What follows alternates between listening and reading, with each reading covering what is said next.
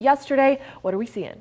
Absolutely. We look at it every single week, and this week we don't see any large changes. So that is both good news and bad news. So the good news is we didn't see any drastic changes that made our drought go up across the state of California. But the bad news is that means that we are still 100% of the state in at least some version of drought at this point. Here along the Central Coast, we're right next to some of those worst portions of drought in the state. So we are continuing to hope for as much rain as possible across the entirety of the state, but especially here on the Central Coast. We are just on the edge of that exceptional drought. That is the worst that this drought can get. For this drought monitor, we are continuing to hope that that stays a little bit farther into the Central Valley, hoping that that starts to go away, but we just don't have any rain that's going to really be able to break this drought. Extreme drought throughout all of our coastal valleys and all of our interior valleys as well, and along the coast where we've got a little bit more of that marine influence that's just helping. It's keeping us in that severe drought as well. But while this isn't changing, the place where we are seeing changes is still in those reservoir capacities. They're still dipping as they do every summer, but this time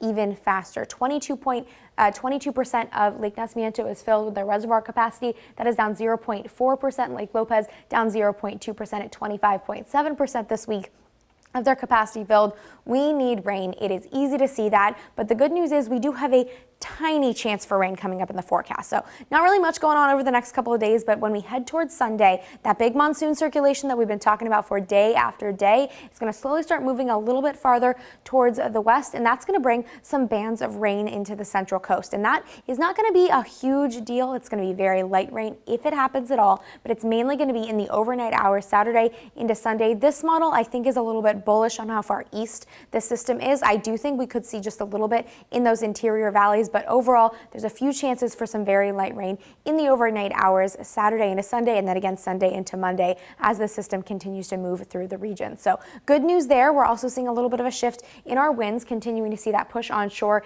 even more up to about 20-25 miles an hour into those interior valleys. Pretty garden variety wind gusts, but still going to be bringing in more of those cooler conditions into the interiors in the overnight hours, keeping us a little bit cooler across the rest of the forecast. So good news there. Good news if you're headed towards the Mid-State Fair today, getting into the mid-90s by this afternoon, so cooler than it was yesterday, but staying really mild across the rest of the Central Coast, even into the overnight hours. So 95 degrees today in Paso Robles, 79 in San Luis Obispo, 72 in Santa Maria, 71 in Lompoc, and 78 degrees in Santa Barbara for today. Continuing to see mild conditions along our north coast, 60 in Morro Bay, 86 in Atascadero.